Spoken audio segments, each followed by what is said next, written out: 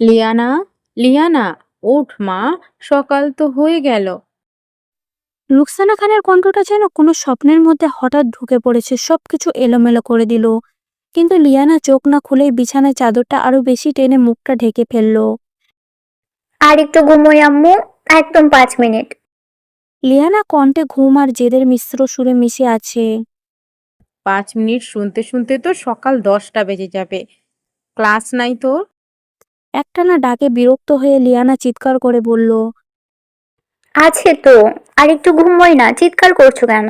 রোজ রোজ একই কাহিনী করো। বলো 10টা বাজে, আর উঠে দেখি 7টা 8টা। উফ।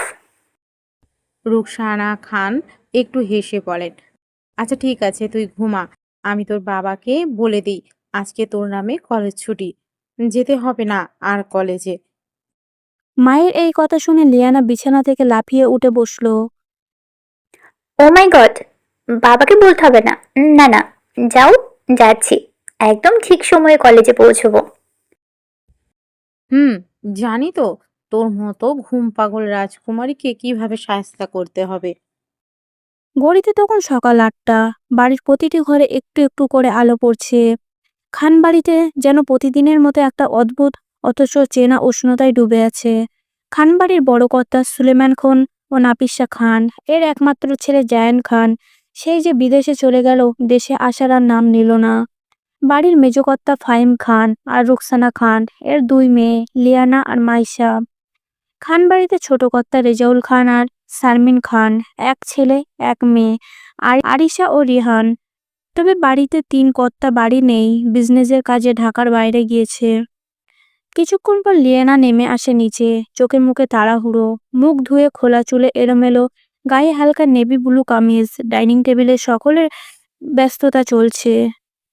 দাদি চা খাচ্ছেন, মাঝে মাঝে টিভির খবরের দিকে চোখ। রিহান নিজের মোবাইলে স্ক্রিনে মুখ গুজে বসে আছে। মাইশা আর আরিশা দুজনে স্টোস নিয়ে ঝগড়া করছে, কে আগে নিবে। আর লিয়ানা লাফিয়ে বসে নিজের প্লেট টেনে নেয়। এমনিতেই এত লেট হয়ে গেল, তার উপর নিজেই নিয়ে খেতে হচ্ছে। কেউ আমাকে ভালোবাসে না।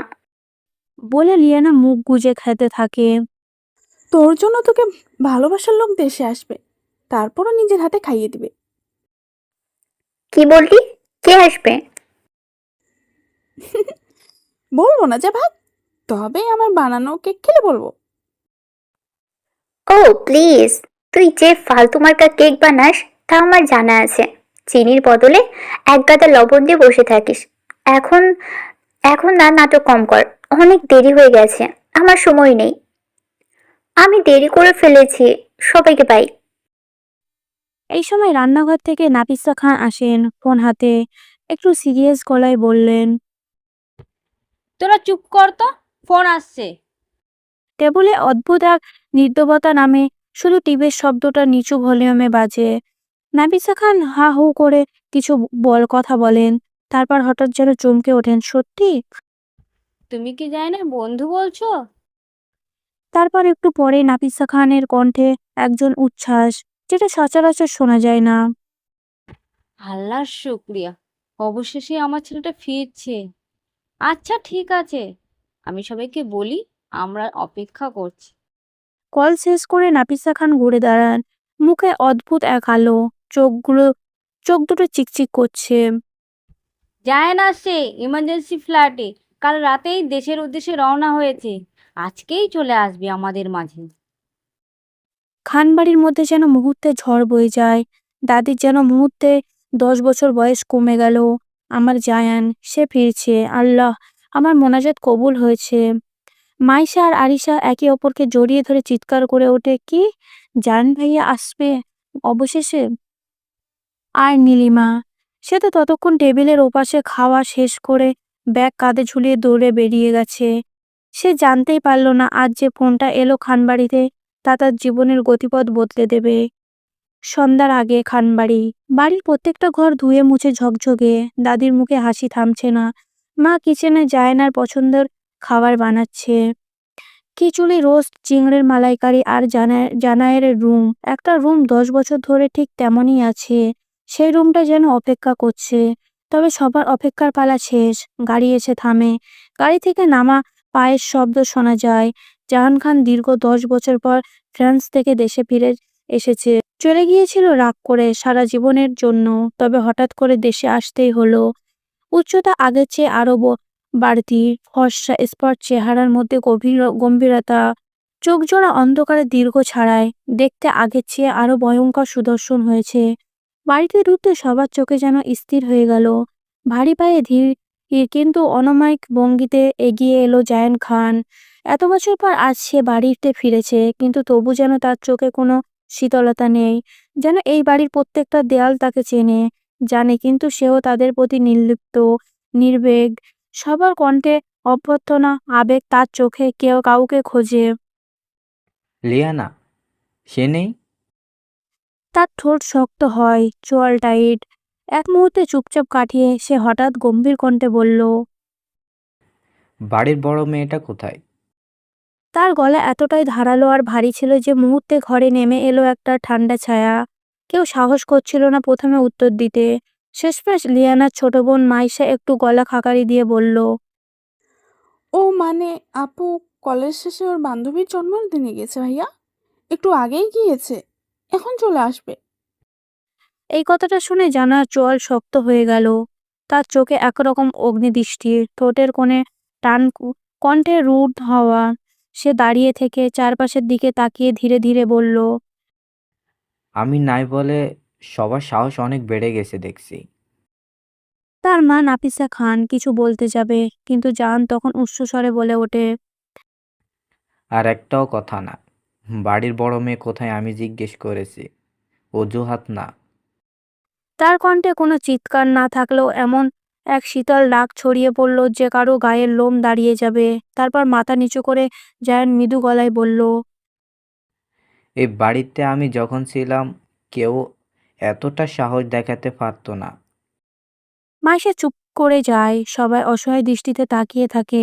জায়ান আর কিছু না বলে সোজা নিজের রুমের দিকে এগিয়ে যায়। গেট পেরিয়ে এসেই সে যা খুঁজছিল তা না পেয়ে আজ যেন তার অস্থিরতা, হতাশা, ক্রোধ একসাথে ছুড়ে দিল চারপাশে। তার চোখে ভয়ঙ্কর এক অন্ধকার খেলা করে। রাত নেমে এসেছে। ছাদের কিনারাগুলো অন্ধকারে হারিয়ে গেছে, আর চারপাশটা যেন নিঃশব্দ এক ভয়, রাগ, অস্থিরতা, এক ধরনের অজানা তীব্র আকর্ষণ, সব একসাথে তার রক্তে ফুটতে শুরু করেছে। একবার মোবাইল চেক করে, কোনো ফোন, কোনো বার্তা নেই। কপালে শিরগুলো টনটন করছে। তারপর সে হঠাৎ ঘুরে দাঁড়ায়। এনাফ। নিজের নামের মতোই ধ্বংসের মতো প্রবল সিদ্ধান্ত নেয় জায়ান। নিজের রুমে যাওয়ারও প্রয়োজন মনে না করে গাড়ি স্টার্ট করে বেরিয়ে পড়ে। তার চোখে যেন রাস্তার আলো গিলে নিচ্ছে। গাড়ি ছুটছে। শেষমেশ লিয়ানা কোথায় গেছে তার খোঁজ বের করেই ছাড়ে। প্রায় 30 মিনিট পর এক ছিমছাম উজ্জ্বলতা আলোর মোড় বাড়ির সামনে থামে তার গাড়ি। ভেতর থেকে ভেসে আসছে গানের শব্দ, হাসাহাসি আর কেক কাটার আওয়াজ। জায়ান গেট ঠেলে ভেতরে ঢুকে পড়ে। মুখে কোনো ভাবনা নেই, শুধু চোখ দুটো রক্তিম লাল। চোখ ঘুরে দাঁড়ায় এক জায়গায় লিয়ানা। লাল গাউন, খোলা চুল, কানে ঝুমকা, দাঁড়িয়ে হাসছে। আর তার পাশে দাঁড়িয়ে আছে এক ছেলে, হয়তো তার বান্ধবীর ভাই। হাতের গ্লাস সফল ড্রিঙ্কস আর মুখে ভদ্র হাসি, কিন্তু জানারের চোখে আর কিছুই পড়ে না। সে শুধু দেখে লিয়ানা অন্য একজনের সামনে দাঁড়িয়ে হাসছে। পরিবেশের মধ্যে দিয়ে বিচলিত চমকের মতো ধেয়ে যায় জানান। লোকজন থেমে তাকায়, কিন্তু তার দিকে কেউ যেতে সাহস করে না। হঠাৎ সে এগিয়ে যায় লিয়ানার দিকে। 1 পা 2 পা, লিয়ানা ঘুরে তাকায়। আর ঠিক সেই মুহূর্তে একটা তীব্র চড় তার গালে এসে পড়ে। আশেপাশে সব নিস্তব্ধ। জায়ান ভাইয়া। লিয়ানা হতভম্ব, চোখ বড় বড় করে তাকিয়ে আছে তার সামনে দাঁড়িয়ে থাকা সেই মানুষটার দিকে, যার রাগে চোখ এখনো অগ্নিময়, আর গলায় বরফ শীতল হুমকি। আমাকে ওয়েলকাম করতে তো তোকে পেলাম না, তাই এইটা তোর ওয়েলকাম থাপ্পড় গিফট হিসেবে নে। সবার সামনে বিন্দুমাত্র দ্বিধা না করে জানান তার হাত চেপে ধরে টান দিয়ে নিয়ে চলে যায়। ভাইয়া প্লিজ ছাড়ুন, সবাই দেখছে। চুপ। আশেপাশে না দেখে বাসায় চল, কি কি দেখতে পারছিস তা আমিও দেখব। জাহানানের গলায় একটাই কাঁপা, যেন এই মুহূর্তে সে কাউকে ছিন্ন করে ফেলবে। সবাই সোজা দাঁড়িয়ে চোখ বড় করে দেখছে, কেউ কিছু বলার সাহস পাচ্ছে না। তারপর জায়ান জোর করে নিলয়কে গাড়িতে বসিয়ে দেয়। গাড়িটা দরজা ধুপ করে বন্ধ হয়ে যায়। লিয়ানা চোখে জল নিয়ে তাকিয়ে আছে জানালার বাইরে। এ বুঝে উঠতে পারছে না কেন জানান ভাইয়া দেশে এসেই তার সাথে এমন করলো। কি করেছে সে? আর জানালার চোখে তার দিকে নয়, সে তাকিয়ে আছে সামনের অন্ধকার রাস্তায়, ঠোঁট কামড়ে। এসব নাটক কেন করছিস আমার সাথে? তার কণ্ঠ নিস্তব্ধতাকে ছেড়ে ফেলে। তুই জানতি না আমি ফিরছি? বল, জানতি না? নাকি চাসনি আমি ফিরি? আমি আমি জানতাম না, সত্যি জানতাম না ভাইয়া, বিশ্বাস করুন। আমি তোর ভাই না। গাড়ির ভেতরে বজ্রপাত নেমে পড়ে যেন। দাঁত কিরমির করে বলে, আর একবার ভাই বললে জিপ টেনে কেটে ফেলবো। রাত প্রায় 11টা বাজে। খানবাড়িতে তখন এক অদ্ভুত টান টান নিস্তব্ধতা। হঠাৎ বাড়ির সামনে গেটের কাছে ব্রেক কষার শব্দ, মূল দরজার কড়া আওয়াজ। সাথে সাথে সবাই উঠে দাঁড়ায়। দরজা খুলে দেখা যায় জায়ান দাঁড়িয়ে আছে, কোঁচকানো ভুরু, চোখ লাল। পাশে দাঁড়িয়ে আছে লিয়ানা, চুপচাপ মাথা নিচু। সবাই ছুটে যায়। নাফিসা খান ছেলের গাড়ি দেখে দরজার সামনে দাঁড়ায়, মুখে চিন্তার রেখা। মাইশা, আরিশা, রেহান সবার মুখে আতঙ্ক মিশ্রিত কৌতূহল। জায়ান দরজা খুলে নামে। পাশে গাড়ির ভেতর থেকে ধীরে ধীরে নামে লিয়ানা। তাকে দেখে সবাই চমকে ওঠে। চুল এলোমেলো, গালে লাল দাগ, চোখে জল। তার চোখ দুটো অদ্ভুতভাবে শূন্য, আর মুখটা যেন ভাঙা কাচের মতো কাঁপছে। হঠাৎ সে দৌড়ে এসে জায়ানের মায়ের দিকে ছুটে যায়। কাঁদতে কাঁদতে আঁচল ধরে জড়িয়ে ধরে বলে, বড় আম্মু, তোমার ছেলে, বাপ রে, বিদেশ থেকে এসে আমাকে মারলো। এক থাপ্পড়ে পুরো মঙ্গল গ্রহ ঘুরিয়ে এনেছে। হুম। সবাই হতবাক। জায়ান পিছনে দাঁড়িয়ে আছে, মুখে কোনো অভিব্যক্তি নেই। তার চেহারা বরং কঠিন, যেন এই কাণ্ডটাই স্বাভাবিক। নাফিসা খান তীব্র কণ্ঠে বলে ওঠে, কি করলি জায়ান? এটা কি করলি তুই? তুই ওকে মারলি? কি করেছে আমার লিয়ানা? জায়ান ঠান্ডা গলায় বলে, বেঁচে আছে এটাই অনেক। তোমার গুণধর্মের কাহিনী কিছু জানো? কার সাথে মিশে কোথায় যায়? এত রাত পর্যন্ত বাইরে থাকার সাহস কোথায় পেল ও? মনে চাচ্ছে আরো কয়েকটা থাপ্পড় কষিয়ে দিতে। ভালোই করেছে, ঠিকই করেছে। এই মেয়েকে নিয়ে আমি আর পারি না। কোনো কথাই শুনে না আমার। বাদর হয়েছে, নিশ্চয়ই কিছু করেছে, না হলে জায়ান মারবে কেন? ভাইয়া, তোমার তো মাথা গেছে। আপি তো শুধু তার বান্ধবীর জন্মদিনে গিয়েছিল, এইটুকুতে এই হাল করলে? আরে ভাই, মারার কি দরকার ছিল? একবার ভালো করে জিজ্ঞেস করতে পারতে না? গলা এত চড়ানোর কি দরকার? জায়ান, তুমি দেশের বাইরে থেকেছো অনেকদিন, আমাদের মেয়েটাকে অনেক আদরের, আর তোমার ছোট বোন হয়। এইভাবে বাড়ির মেয়েদের গায়ে হাত তুলতে পারো না? এগিয়ে অনেক হয়েছে। আর একটা কথাও শুনতে চাচ্ছি না আমি। না মানে না। এক পলক চুপচাপ নীরবতা, ঘড়ির টিকটিক শব্দ শোনা যায়। এই কথায় লিয়ানার চোখ বড় বড় হয়ে যায়। বাকি সবাই একসাথে চুপচাপ তাকিয়ে থাকে, কারো কিছু বলার সাহস হয় না। বসার ঘরে এক ভয়ানক আবহাওয়া ছেয়ে যায়। পাশে দাঁড়িয়ে থাকা সবাই থ হয়ে তাকিয়ে আছে। কেউ জায়ানের সামনে কিছু বলার সাহস পায় না আর। কিন্তু জায়ান শুধু চুপচাপ তাকিয়ে থাকে। হঠাৎই তার চোখের ভেতরে যেন বিদ্যুৎ খেলে যায়। এক পলক চাহনি, আর সেই চাহনিতে যেন সারা বাড়ি থমকে যায়। পর মুহূর্তেই সে একটানে লিয়ানার হাত ধরে নাফিসা খানের বুক থেকে টেনে সরিয়ে নেয়। জায়ান, কি করছিস বাবা? চেঁচিয়ে উঠে লিয়ানার হাত ছাড়ানোর চেষ্টা করে। জায়ানের চোখ ফেটে রাগ ঝরে। সে কিছু না শুনে লিয়ানাকে টেনে নিয়ে সিঁড়ির দিকে চলে যায়। সবাই থ হয়ে দাঁড়িয়ে থাকে, কেউ জায়ানকে থামাতে সাহস করে না। দোতলার ঘরে ঢুকে দরজা বন্ধ। ঘরের দরজা বন্ধ হতে না হতেই লিয়ানার হৃদস্পন্দন যেন কয়েক সেকেন্ডের জন্য থমকে যায়। চিৎকার করে উঠতে চেয়েছিল, কিন্তু গলার স্বর আটকে গিয়েছিল নিঃশব্দে। পিছনে দাঁড়িয়ে থাকা জায়ানের শরীরের উত্তাপ যেন হঠাৎ করেই ঘরটাকে ভারী করে তুলেছে। চোখ লালচে রাগ, চোয়াল শক্ত করে দাঁড়িয়ে সে শুধু এটুকু হেসে বলল, এবার পালা তো দেখি। ভাইয়া, আপনি এমন করছেন কেন? দরজা খুলেন। উম, তা না হলে আমি কিন্তু চিৎকার দিব। আমাকে যেতে দিন। বলেই দরজার দিকে ছুটে যায়, কিন্তু জায়ান তার হাতটা এক টানে টেনে আবার নিজের দিকে নিয়ে আসে। জায়ান আস্তে আস্তে পেছনে থেকে এগিয়ে আসে, চোখে আগুন কিন্তু ঠোঁটে এক চিলতে হাসি। চিৎকার করবি? কি বলবি সবাইকে? যে আমি তোকে ছুঁয়ে ফেলেছি? কেউ বিশ্বাস করবে তোর কি মনে হয়? রুমের ভেতরে নিঃশব্দ, একটা ধকধকে উত্তাপ যেন রুমের বাতাসে জমে আছে। দরজা বন্ধ, আকাশের চাঁদের আলো রুমে প্রবেশ করছে। জায়ান ধীরে ধীরে সামনে এগিয়ে আসে, নিঃশব্দে, ঠিক যেন এক বন্যা যাকে কেউ থামাতে পারে না। লিয়ানা পেছাতে থাকে, নিঃশ্বাস কেঁপে কেঁপে ওঠে। সে ফিসফিস করে, গলায় কাঁপুনি। ভাইয়া, আপনি থামুন। জায়ান থামে না, বরং তার আঙুল উঠে যায় নিচের শার্টের দিকে। সে একটার পর একটা বোতাম খুলতে থাকে, একটা দুটো, চোখে ভয়ঙ্কর এক স্থিরতা। লিয়ানা আর পেছাতে পারে না, পিঠ ঠেকে যায় দেওয়ালে। তার নিঃশ্বাস কাঁপে, হৃদস্পন যেন পাজরা ভেঙে বাইরে বেরিয়ে আসতে চায়। জায়ান ঠিক সামনে এসে দাঁড়ায়, তার দুই হাতে দেয়ালের উপর এসে ঠেকে। লিয়ানার দুই পাশে, সে এখন পুরোপুরি তাকে ঘিরে রেখেছে। কোনো রাস্তা নেই, কোনো পালানোর পথ নেই। জায়ানের নিঃশ্বাস ছুঁয়ে যাচ্ছে লিয়ানার গাল। জায়ান ঠিক তার সামনে, দুই হাত দিয়ে দেয়াল চেপে ধরে রেখেছে। তার চোখে ভয়ানক নীরবতা, আগুন, অবদমিত কিছু যেন ফুটে উঠতে চাইছে। লিয়ানার পিঠটা তখন ঠেকে আছে ঠান্ডা দেওয়ালের সঙ্গে, আর সামনে এটা ঘিরে রেখেছে জায়ানের লম্বা শরীর। তার দুই হাত দেয়ালে, লিয়ানের মুখের দুপাশ গেঁথে আছে, যেন পালানোর সব রাস্তা বন্ধ করে দিয়েছে। লিয়ানা থরথর করে কাঁপছিল, নিঃশ্বাস গলার কাছে আটকে যাচ্ছিল বারবার। ভয়ে গিলে ফেললো জোরে একটা ঢোক। কিন্তু তার চোখ যখন একটু করে উপরে উঠলো, সরাসরি চোখে চোখ পড়লো জায়ানের। এক মুহূর্তে যেন নিঃশ্বাস বন্ধ হয়ে গেল। তার শার্টের খোলা বোতামের ফাঁক দিয়ে দেখা যাচ্ছে হালকা ঘামে ভেজা শক্ত বুকের রেখা। একটা নিঃশব্দ টান টের পেল লিয়ানা। ভয় পাচ্ছে সত্যি, কিন্তু কোথাও যেন সেই ভয়ের ফাঁকে লুকিয়ে আছে এক ধরনের টান, যা সে নিজেই বুঝে উঠতে পারছে না।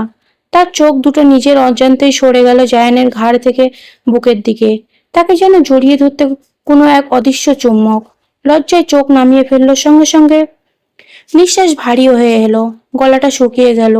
তবু বুকের ভেতরে ধুপকানি থামছে না। জায়ান গা ঘেঁষে ফিসফিস করে বলে, পার্টিতে ওই ছেলেটার সঙ্গে দাঁড়িয়ে হেসে হেসে কি বলছিলি? বলতো, আমিও শুনি। জোকে নাকি? ফ্ল্যাট করছিলি? পছন্দ করিস ওই বাস্টার্ডকে? লিয়ানার চোখ ছলছল করে ওঠে, কিন্তু মুখে দৃঢ়তা। আমি কার সঙ্গে কথা বলবো সেটা আপনি ঠিক করে দিবেন নাকি? সামান্য একটা ব্যাপারকে এত বড় করছেন কেন? আজব তো, কি মহা মুশকিলে পড়লাম রে বাবা। লিয়ানার এমন কথা শুনে জায়ানের চোখ লাল হয়ে ওঠে। এক পলক লিয়ানার দিকে তাকিয়ে সে হঠাৎ হাতটা দেয়াল থেকে সরিয়ে নেয়। এক ধাক্কায় সে পিছিয়ে গিয়ে দরজার দিকে ইশারা করে। বের হ এক্ষুনি। বের হব মানে? আমি কি নিজের ইচ্ছে এসেছি আপনার রুমে, নাকি আপনি জোর করে এনেছেন? আপনার রুমে আসার জন্য কি আমি মরে যাই নাকি? জায়ান আর সহ্য করতে পারে না, সে গর্জে ওঠে। Get out. তার গলায় এমন কিছু ছিল, ভাঙা দ্বন্দ্ব, জ্বালা আর এক অদ্ভুত আতঙ্ক। লিয়ানা চুপচাপ কিছুক্ষণ তাকিয়ে থাকে তার চোখে। তারও চোখে জল জল করছে আঘাত, অপমান আর মনের গভীর জমে থাকা সেই এক ভয়, যে ভয়টা জায়ানের কাছে আসতে দেয় না। কয়েক মুহূর্তে নিঃশব্দে তাকিয়ে থেকে সে ধীরে ধীরে পেছন ফিরে দরজার দিকে হাঁটতে থাকে। জায়ান তাকে থামায় না, কিন্তু দরজা বন্ধ হওয়ার মুহূর্তে জায়ান নিজের গলা চেপে ধরে দেওয়ালে জোরে ঘুষি দিতে থাকে। লিয়ানা দরজার ঝাঁপার দিয়ে চলে যাওয়ার সঙ্গে সঙ্গে ঘরটা যেন জাহান খান মুহূর্তখানে স্থির হয়ে দাঁড়িয়ে রইল। গলার শিরাগুলো ফেটে বেরোতে চাইছে যেন। তার চোখে পাতা কাঁপলো না, কিন্তু নিঃশ্বাসটা ভারী হয়ে উঠল। সে ধীরে ধীরে এগিয়ে গেল নিজের রুমের এক কোণে রাখা পুরনো গিটারের দিকে। গিটারটা হাতে নিয়ে সে পিছনের ছোপায় গিয়ে বসে পড়ল। গলার দুটো বোতাম খোলা, ঘাড়টা পেছনে হেলে আছে। তার দুটো হাত ছড়িয়ে পড়েছে ছোপার দুই দিকে, যেন সে নিজেকেই শূন্যতার সামনে তুলে ধরেছে। একটা সিগারেট ঠোঁটে নিয়ে ধীরে ধীরে আগুন ধরালো সে।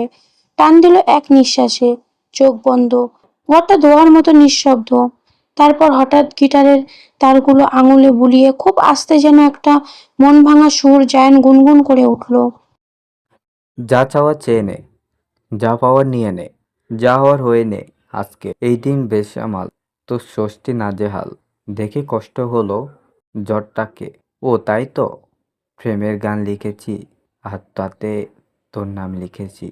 মাঝরাতে বদনাম হয়েছে মন, যেই না চোখের ইচ্ছে হলো তোর পাড়াতেই থাকতে গেল। ডাক নামে তোর ডাকতে গেল মন। কি করি এমন অসুখে, জমেছে মরণ এই বুকে। তার কণ্ঠ এক ধরনের বেদনায় ভারী, যেন এই গানের মধ্যে লুকিয়ে আছে কোনো অভিমান। সে থেমে যায়। সে আর এক টান দেয় সিগারেটে। অন্ধকারে তার চোখ জোড়া যেন আরো ধূসর হয়ে ওঠে। তারপর গিটারটাকে কোলের উপরে রাখে, নিচু স্বরে ফিসফিস করে। আমি তোকে খুঁজিনি, বরং চলেই তো গিয়েছিলাম সব ছেড়ে, দূর অজানা দেশে। কিন্তু তুই নিজে বারবার এসে দাঁড়িয়েছিস আমার নিঃশব্দে রচিত ভাগ্যর দোরগোড়ায়। এবার দরজা খোলা আছে, ভিতরে আসবি কিনা সেটা তোর ইচ্ছা। কিন্তু বের হওয়ার পথটা আমি বন্ধ করে দিয়েছি। এত বছর ভেবেছি তুই একটা বাচ্চা মেয়ে, ভয় পালাই, ভুল বুঝে। কিন্তু এখন দেখি তুই তো খেলোয়াড়, আমার মন নিয়ে খেলতে চাস। আমি তোকে ধরবো না, জোর করব না, আমি কিছুই করব না। তুই নিজে থেকেই আসবি, নিজের ইচ্ছা নিজে পায়ে আমার কাছে। আর সেদিন আমি শুধু দেখব কতদিন পালাতে পারিস আমার থেকে। জায়ান খানের মন নিয়ে খেলনার মতো ব্যবহার করতে পারবি না, বুঝলি? আর অপরদিকে লিয়ানা সেই নিজের রুমে ঢুকে দরজা বন্ধ করে গায়ের উপর করে পড়ে থাকা ওড়নাটা ছুঁড়ে দিল বিছানার উপর। আর গভীর ভাবনায় মগ্ন হয়ে পড়ে আছে। শ্বাসটা এখনো ঠিকঠাক হচ্ছিল না। ঘটনাটা এত তাড়াতাড়ি ঘটলো যে বুঝে ওঠার আগেই যেন এক ঝড় বয়ে গেল শরীরের ওপর দিয়ে। তারপর উঠতেই আয়নার সামনে দাঁড়ালো, নিজের চোখের দিকে তাকালো। চোখ দুটি লাল হয়ে গেছে অজানা আবেগে, মুখে লজ্জার ছায়া আর নিঃশব্দ ধুকধুকানি। সে নিজের মাথা ঝাঁকিয়ে সবকিছু উড়িয়ে দিতে চাইলো, যেন কিছুই হয়নি। তারপর ধীরে ধীরে বাথরুমে ঢুকে ফ্রেশ হয়ে এলো। চুলটা তোয়ালি দিয়ে মুছতে মুছতে ফোনটা হাতে নিল। মেরিন বেবি ক্লিন। লিয়ান ফোন ধরলো। ওপাশ থেকে মেরিন হাসতে হাসতে বলে, আরে লিও চান, তোকে নিয়ে যা গসিপ শুরু হয়েছে বলেই দিচ্ছি। পার্টিতে যে হ্যান্ডসাম বস টাইপের ছেলেটা তোকে হালকা চেক দিল, সবাই বলতেছে তোর সাথে নাকি ওনার চক্কর চলে। তুই তো সব জানিস, কিছু বলিসনি যে ওই দামড়া রাগী লোকটা আমার কাজিন হয় জায়ান ভাইয়া? কি? জায়ান খান? ফ্রান্স থাকতেন যিনি, চলে এসেছেন? বললি না কেন? বললে কি নিয়ে নিতাম নাকি তোর কাছ থেকে? যাই বলিস, তোর ভাই কিন্তু সেই একটা চিজ। চুপ, একদম চুপ। তোর ওই লুইটা চোখে একদম নজর দিবি না, তা না হলে তো চোখ তুলে মার্বেল বসিয়ে দিব। আর হ্যাঁ, আমিও জানতাম না উনি যে আজকে আসবেন, সত্যি। আরে বাহ, কি চলে? Are you feeling jealous baby? রোহানের সাথে কথা বলায় জায়ান খান যা খেপেছিল, মনে হচ্ছিল যেন তুই ওনার বউ। আর এখন তোর শরীরেও জ্বালাপোড়া লেগে যাচ্ছে। Something something. নাথিং নাথিং, চুপ। তুই থাম, এমন কিছুই না, ফালতু বকিস না তো। হ্যাঁ হ্যাঁ, আমি তো কচি খোকা, কিছুই বুঝি না। তোরে আমি একদিন মেরেই ফেলবো মেরিন, আর কিছু বলবি না। তবে জায়ান ভাইকে দেখলেই আমার কি মনে হয় জানিস? বিপদ শুধু ছায়া না, ফুল এইচডিতেও আসে। তুই সাবধানে থাকিস, বিপদ এখন তোর আশেপাশেই সারাদিন। আবার দেখিস বিপদেরই প্রেমে পড়ে যাস না। ঘড়ির কাঁটা তখন অনেক দূরে এগিয়ে গেছে। মেরিনের সঙ্গে গল্প করতে করতে কখন যে রাত গড়িয়ে গেছে টেরেই পাইনি লিয়ানা। হাসতে হাসতে ক্লান্ত হয়ে সে একসময় চোখ বন্ধ করে ফেলেছিল। ফোনটা তখন কানে লেগেছিল, স্ক্রিনে নিঃশ্বাস ভেসেছিল। Call and. 2:43 AM। রাতটা নিস্তব্ধতা। সকাল সকাল খানবাড়ির প্রতিটি কোণ জেগে আলো আর ব্যস্ততায় জেগে উঠেছে।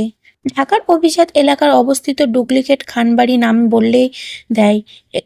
এখানে রুচি, ঐতিহাসিক আর ক্ষমতার ছাপ মিশে আছে প্রতিটি ইট পাথরে। বাইরে থেকে দেখতে সাদা আর মাটির রঙের এক মিশ্র রঙের ঝাঁঝে বানানো, যেখানে কার্ভাস ব্যালকনি আর ভিতরে ঢুকলেই বিশাল ড্রয়িং রুমের মাঝখানের ইতালিয়ান মার্বেল আর সিলিং থেকে ঝুলে থাকা ঝাড়বাতি। দেয়ালে চোখ পড়ে জায়ানের আঁকা পুরনো পেন্টিং আর লম্বা সিঁড়ি ঘুরে উপরে উঠলে দেখা মেলে পরিবারের সদস্যের ব্যক্তিগত রুম। এই সকালটা একটু বেশি প্রাণবন্ত। টিং টিং টিং টিং, গোলাপি কভার দেওয়া গোল ঘড়িটা একটানা চিৎকার করে চলছে। আরে কাঁথা ঘড়ি, একটু চুপ করবি? ঘড়িটাকে তো একদিন গুলি করে মারবো। সকাল সকাল কানের 12টা বাজিয়ে দেয়, মন চায় লাথি মেরে উড়িয়ে দিতে। লিয়ানার কণ্ঠে ভরপুর বিরক্ত, যেন ঘড়ির তীব্র অ্যালার্মের পর স্বপ্নভঙ্গ হয়েছে। চোখ খুলে রাগে মুখটা ফুলিয়ে ফেলে সে। মেজাজ খারাপ করে ঘুম ভাঙে লিয়ানার, গলা ভেঙে যায়, মুখে চুল এলোমেলো, চোখে আধবোজা। ঘড়ির উপরে রাগ ঝাড়তে ঝাড়তে পায়জামার গোড়া টেনে হেঁচড়ে বিছানা ছাড়ে। হাই খোদা, আজ তো আমার টেস্ট এক্সাম। আম্মু, আপুর বউটাকে কাজের সময় পাই না। বাথরুমে গিয়ে ফ্রেশ হয়ে মুখ ধুয়ে ব্যাগ গুছিয়ে জামা খুঁজে সব কিছু বস্তু তুল, তারপর রেডি হয়ে নিচে নামতেই দেখে সবাই ব্যস্ত। টেবিলে ব্রেকফাস্ট চলছে, পরোটা, ডিম, ফলমূল আর সবার হাতে সোনালি মর্গের চকলেটের বক্স। আরিশা, মাইশা আর রেহান তিনজনেই বসার ঘরে বসে জায়ান ভাইয়ের বিদেশ থেকে আনা গিফট নিয়ে খুশিতে আত্মহারা। আরিশা এসে সোনালি রঙের গিফট বক্স খুলে খুশিতে বলে উঠল, মাই গড, ভাইয়া আমার জন্য ডিউ লিপ বাম এনেছে। রেহান হাত ঘুরিয়ে ঘুরিয়ে নতুন পিএসপিটা দেখে বলল, ভাবতেই পারছি না জাহান ভাই আমার জন্য পিএস আনছে। এবার আমার ফ্রেন্ডরা তো জেলাস হবেই হবে। মাইশা আবার চকলেটের বক্সটা নিয়ে লাফাচ্ছে আর বলছে, লেজিমিয়ার ট্রফি খাইলে দেখিস কারকে চলে যাবে, সেই স্বাদ মধু মধু। এমন আনন্দের মাঝে নিচে এলো লিয়ানা, হাতে ফোন। সবার চোখ তখন তার দিকে। আরিশা চোখ কুঁচকে বলল, লিউ আপু, তোর জন্য কি আনছে ভাইয়া, দেখি তো। লিয়ানা ভুরু কুঁচকে ভেঙচি কেটে বলল, হ্যাঁ, আমার জন্য একটা দারুণ জিনিস এনেছে। থাপ্পড়, আই এদিকে, তোকে একটা মেরে দেখিয়ে দিচ্ছি কেমন। তার কথা শেষ হতেই হাসিতে ফেটে পড়ল সকলে। এমন রসিকতা করতেই ওস্তাদ লিয়ানা। সে যতই ভয় পাক, জায়ানের নাম শুনলে মুখের উপরে কথা বলা সে কখনো পিছু হাঁটে না। খানিক পরে সিঁড়ি দিয়ে নিচে নামলে জাহান খান, ধীর পায়ে, চোখ ঘুম ঘুম ভাব। তার পায়ের নিচে মোটা কার্পেট, হাঁটার কোনো শব্দ নেই। নির্ধূষার পোলে শার্ট, কালো ট্রাউজার। টেবিলে বসে সে একদৃষ্টি চারপাশ দেখে নিল। সকলে নিজের আনন্দে মেতে থাকলেও সে যেন কারুর কথায় বিশেষ পাত্তা দিল না। সকালের রুটিন মাফিক খাবার, omelette, butter, toast, press, juice তার সামনে রাখা হলো। অন্যদিকে লিয়ানা হাতে রুটি মেখে ফোনে চোখ রাখলো। হঠাৎ চেঁচিয়ে উঠল, উফ, আজকে একটা পার্সেল আসার কথা আমার, কোথায় গেল ওটা? আরিশা জানতে চাইল। কি পার্সেল আপু? লিয়ানা বলল, ফেরি লাইট অর্ডার করেছিলাম রুমে লাগাবো বলে। অনলাইন পেজটা খুব সুন্দর ছিল, আজকেই আসার কথা। তখনই হঠাৎ লিয়ানার ফোনে একটা নোটিফিকেশন এলো। চোখে তাকিয়ে কপাল চাপড়ালো লিয়ানা। মাই গড, ওই পেজটা নাকি আনঅ্যাভেলেবল হয়ে গেছে। মানে, আমি তো টাকা আগেই দিয়ে দিয়েছিলাম। হাই রে, কপাল পোড়া। সে একটানা চেষ্টা করতে লাগলো কল করতে, কিন্তু সব নম্বরে শুধু number you have distract is currently switch off. এই চিটারগুলো, বদমাশের দল, আমার টাকাগুলো মেরে দিল। এক ঝাঁকে বলে লিয়ানা কেঁদে ফেলল। লিয়ানার মা রুকসানা খান রাগে ফুঁসে উঠল।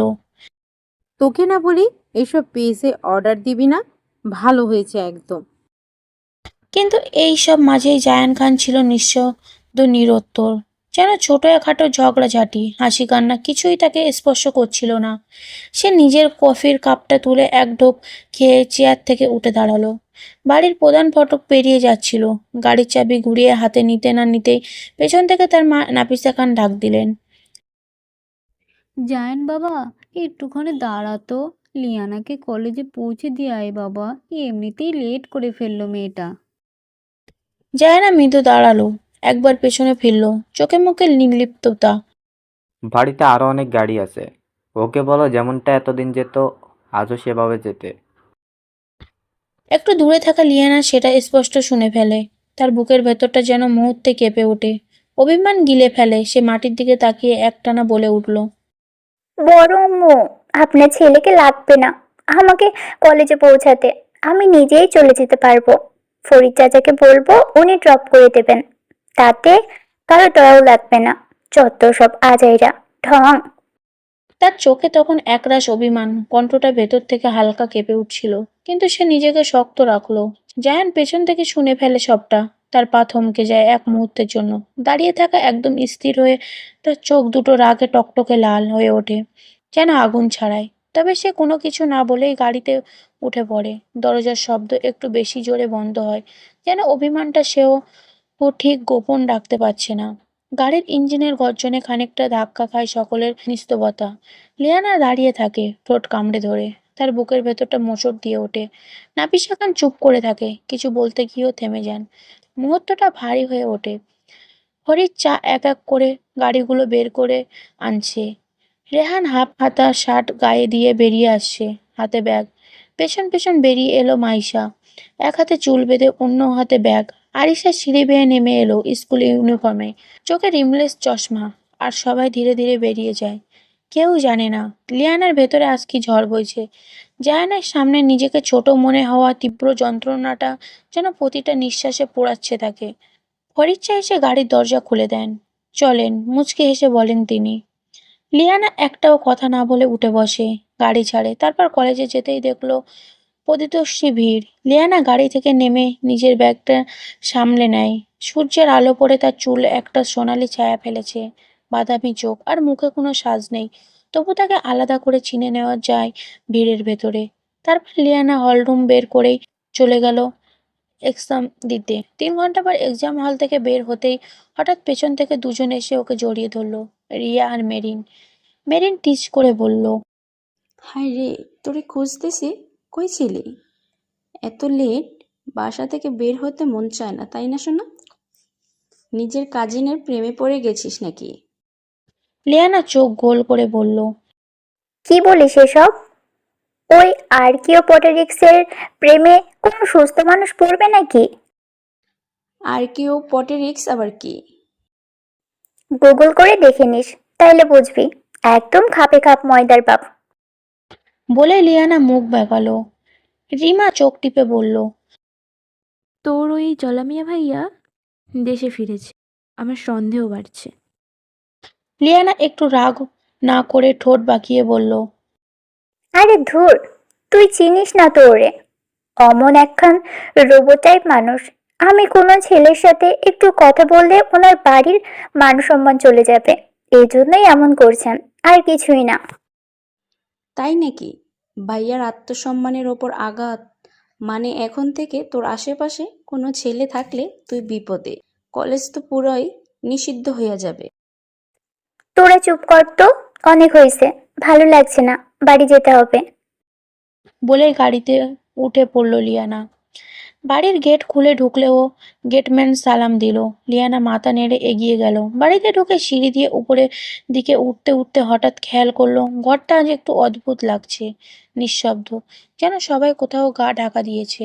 পায়ের শব্দটাই শুধু কানে আসছে। ঘরের সামনে এসে দরজা ধীরে ধীরে খুলে ভিতরে ঢুকলো লিয়ানা। ঘরে ঢুকতে আচমকা থমকে দাঁড়িয়ে গেল। সকালে তখন বাইরে রোদের আলো ছড়িয়ে আছে বারান্দা জুড়ে, কিন্তু ঘরের ভেতরটা পুরোপুরি অন্ধকার। সব জানালা ভারী পর্দায় ঢাকা, এমনকি বাতিগুলো নিবানো। এমন একটা স্বাস্থ্যসাথী নীরবতা যেন বুকের মধ্যে নামিয়ে আনে কেমন অজানা এক কাঁপুনি। লিয়ানা ধীরে ধীরে দেওয়ালের দিকে এগিয়ে গিয়ে হাত বাড়িয়ে সুইচ চাপলো। টিক, সুইচ অন হতেই ফুটে উঠলো অসংখ্য ছোট ছোট আলো। এক ঝলকে জ্বলে উঠলো শত শত ফেরারি লাইট। একে একটা বাতির আলো যেন জাদুর মতো ঘরটাকে এক নতুন রূপে রাঙিয়ে দিল।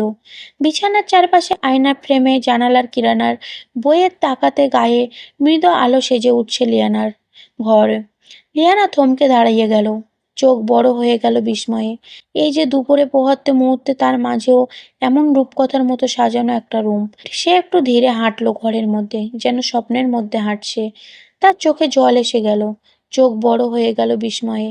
ওর নিঃশব্দ ঠোঁট ফুটে উঠল এক অনিচ্ছাকৃত কৃতজ্ঞের হাসি। বিছানার উপরে একটা ছোট বক্স রাখা, তার উপরে একটা card, just bettings you smile disable it, আর নিচে ছোট করে নাম লেখা। লিয়ানা থমকে গেল, বুকের ভেতরে ধপ করে কেঁপে উঠল কিছু একটা। হাতের মধ্যে কার্ড ধরেও কিছুক্ষণ চুপ করে দাঁড়িয়ে রইল, বুঝেও না বোঝার ভান করলো সে, ঠোঁট কামড়ে মুখ ফিরিয়ে রাখলো। হয়তো হৃদয়ের ভেতরে কোনো আলো নীরব জ্বলে উঠেছে। তারপর ধীরে ধীরে শাওয়ার নিয়ে ফ্রেশ হয়ে এলো। চুল থেকে জল পড়তে পড়তে ঘরে ঢুকেই সে আর নিজেকে সামলাতে পারলো না। বিছানায় এলিয়ে পড়লো শরীরটা, যেন নিঃশেষে হয়ে এলো। ঘুমটা চোখে হানা দিতেই ভাবলো, কিন্তু ক্লান্তি শরীরের সমস্ত প্রশ্নকে ঢেকে দিল। ক্ষুধার কথা মনেও থাকলো না। দুপুরে খাবার না খেয়ে ঘুমের রাজ্যে হারিয়ে গেল লিয়ানা। লিয়ানার অজান্তেই ঘুমের জালে হারিয়ে গিয়েছে। কতটা সময় কেটে গেছে কিছুই বুঝতে পারেনি সে। সন্ধ্যায় ঘুম থেকে উঠেই নিচে গিয়ে চাউমিন খেয়ে উঠে পড়লো সিঁড়ি ধরে উপরে, আর নিজের রুমের দরজা ধীরে ধীরে খুলে জানালার পাশে চলে এলো। বাইরে দাঁড়িয়ে রইলো, যেন কোথাও জায়ানের কোনো ছায়া খুঁজছে। লিয়ানা বুকের মাঝে অজানা এক টান অনুভব করে পড়ার জন্য বসলো। সামনের দিনটা তার বড় এক পরীক্ষা, তাই মন যেন চায় ভালো করে প্রস্তুতি হওয়া। কিন্তু যতই বইয়ের পাতা ফেলে, মন ততই হারিয়ে যায় জায়ান ভাইয়ের কথা ভেবে। চোখের সামনে বারবার ওর কঠোর মুখ ভেসে ওঠে সেসব কথা। সে অস্পষ্ট মনে হয় আজও, যেন কানে ফিসফিস করছে। ঘড়ির কাঁটা এগোতে থাকে, কিন্তু লিয়ানার মন পড়ার পেছনে আর নেই। মনটা ওর অনেক দূর, যেখানে জায়ানের রুম, সেই নিরিবিলি একাকী ঘরটা অবিকল একটা মায়াবৃত্ত বৃত্তের মতো ঘিরে রেখেছে ওকে। রাত যখন গভীরতম, তখন ঘুম তাকে ছুঁয়ে যায় না। চোখ খুলেই সে ভাবতে থাকে, এত রাতে যাওয়া ঠিক হবে না কি, যাব?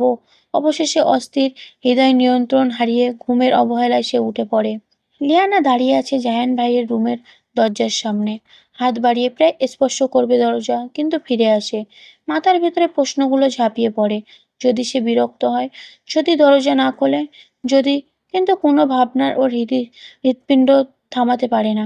সে সেখানে দাঁড়িয়ে থাকে। রাত প্রায় 12টা বাজতে চলল, এবং এক মুহূর্তের জন্য লিয়ানা অস্থির হাতে জায়ানের রুমের দরজায় ধীরে ধীরে হাত রাখলো। একটু সাহস জোগাতে দরজা কয়েকবার নাড়াচাড়া করলো। দরজা খুলে গেল। সে হঠাৎ একটু থেমে গেল। দরজা খানিকটা খুলে গিয়েছিল, ভেতর থেকে হালকা আলো এসে পড়েছে। এক প্রকার গুটি গুটি পায়ে ভেতরে ঢুকলো লিয়ানা। ঠিক তখন চোখে পড়লো জায়ানের উপর। ওর শরীরে ভেজা, স্নানের পরের অবস্থা, শুধু একটা ট্রাউজার পরা, আর কিছু পরা নেই। চুলগুলো ভেজা ভেজা কপালের উপরে পড়ে আছে, যা থেকে টপ টপ করে জল গড়িয়ে পড়ছিল, আর টাওয়াল হাতে ধরে সেগুলো মুছছিল। লিয়ানা হিম হয়ে গেল। হঠাৎ ওর ঠোঁট অল্পটা ফাঁক। জায়ানা ঝরঝরে সিক্স প্যাক উকি দিচ্ছে ট্রাউজারের আড়ালে। লিয়ানা হঠাৎ তার মেদহীন কাটা ছড়ানো শরীর থেকে লজ্জায় লাল হয়ে গেল। হাত তুলে মুখটা ঢেকে নিল, যেন কিছু না দেখতে পায়। কিন্তু তার মুহূর্তে একটা দুষ্টু জিগিরও কাজ করছিল। আঙুলের এক ফাঁক চোখ মেলে তাকিয়ে থাকলো। দেখার ইচ্ছে হলে এমনি দেখতে পারিস, নাটক করার দরকার নেই। জায়ান ভেজা চুল মুছতে মুছতে বলল। লজ্জায় লিয়ানা পেছনে হয়ে ফিসফিস করে। আরে, আপনি একটু দ্রুত কিছু পড়েন প্লিজ। এত রাতে কেউ গোসল করে নাকি? জায়ান মুখ বাঁকিয়ে বলে। কেন, এত রাতে গোসল করা পাপ নাকি? যদি একটা বউ থাকতো তাহলে তো সকালেই গোসল করতাম। একটা কাজ কর, আজ রাতটা আমার রুমে থেকে যা, কাল সকালে একসাথে ফরজ গোসল করব, কি বলিস? জায়ানের কথা শুনে লিয়ানার গাল লাল হয়ে গেল, কান দুটো যেন আগুনে পুড়ে উঠল। ফিসফিস করে বলল। ছি, অসভ্য লোক, নিজের বোনকে কি কথা বলছেন? জায়ান গম্ভীরভাবে উত্তর দিল। এ বেয়াদব মেয়ে, তোর মা আর আমার মা কি এক? যেহেতু এক না, তুই আমার বোনও না। আর আমি অসভ্য হলে তুই এত রাতে কি করিস একটা পুরুষের রুমে? তাও আবার নক না করে ঢুকে পড়েছিস। তার বেলায় কিছু না, খালি আমি বললেই দোষ। বাহ, কি সুন্দর তোর লীলা খেলা। জায়ানের কথা শুনে লিয়ানা বলে উঠল। ধুর, এখানে আসায় ভুল হলো, আমি চলে যাই। জায়ান পিছন থেকে দ্রুত এসে ওর হাত শক্ত করে ধরে বলল। কিসের জন্য এলি? নাটক করিস না, মুখ খোল। তারপর কানের কাছে মুখ নিয়ে ফিসফিস করে বলল। এত রাতে একটা অবিবাহিত পুরুষের রুমে আসতে বুক কাঁপলো না? এখন যদি আমি কিছু করে ফেলি, এর দায় কে নিবে বল? জায়ানের কথাগুলো যেন লিয়ানার পুরো শরীর বরফের মতো জমিয়ে দিল। মুখ দিয়ে কিছু বেরও হচ্ছে না। বেচারি গলা শুকিয়ে এলো। দেখুন, ভাইয়া প্লিজ ছেড়ে দিন, হাত লাগছে আমার, ব্যথা পাচ্ছি তো। হাত ছেড়ে জায়ান ধীরে ধীরে পেছনে ড্রয়ার থেকে ছোট একটা বক্স বের করলো, কালো মখমেল মোড়ানো। বক্সটা খুলে লিয়ানার চোখে পড়লো দুটো পেন্ট, যার এক পাশে ছোট্ট রুবি বা লাল পাথরের হৃদয়, আরেক পাশে একটি ক্ষুদ্র তলোয়ার, ফ্রান্স থেকে বানিয়ে আনা নাম প্রোমাই পারপিন্ট হেয়ার পেডেন্ট বা হ্যাট স্রোড। জায়ান হাত বাড়িয়ে নিজেই লিয়ানার গলার রেড হার্টেরটা পরিয়ে দিয়ে নিজেই তলোয়ারটা পরে নিল। হার্টের পিছনে খোদাই করে লেখা, মন কাউর মন অ্যান্ড, আমার হৃদয় আমার অস্ত্র।